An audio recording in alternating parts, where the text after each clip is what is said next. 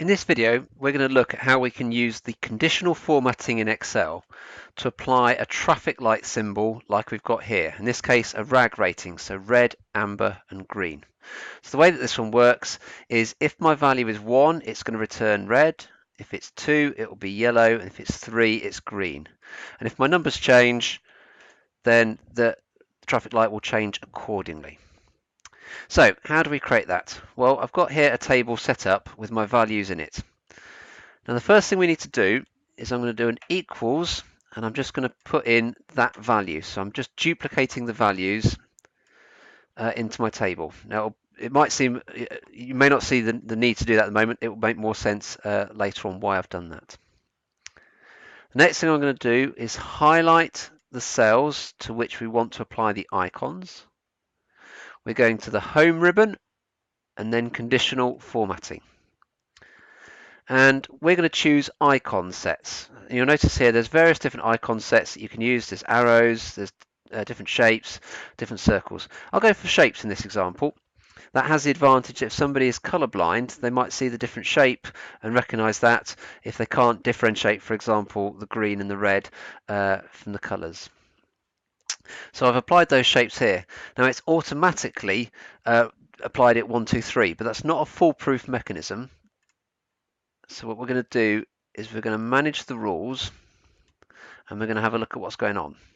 So it's icon set, it's told me what the set is, and it's told me the range that it's applied to. That bit's correct.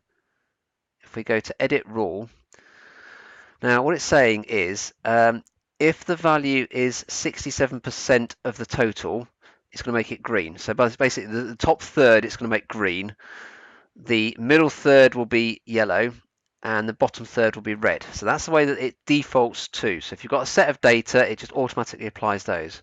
What we want to do is apply actual numbers. So we want to change the type so it's not percent, but number. And then we have to work out the logic. So the logic is if the value is greater than or equal to 3, I want it to be green. If it is greater than or equal to 2, I want it to be yellow, and then anything else is going to be red. So we'll click on OK and OK.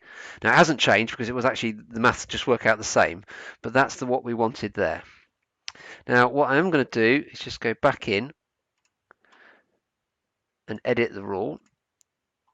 And what you'll notice there's an option here to show icon only. So if I tick that box there, it will show the icon but not the number.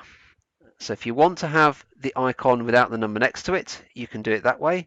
If you want the icon to appear in the same cell as the number, then you would not tick the box and you wouldn't have needed to have done that first stage where we just copied the value across. So here, if I change the numbers, it will change the icon accordingly.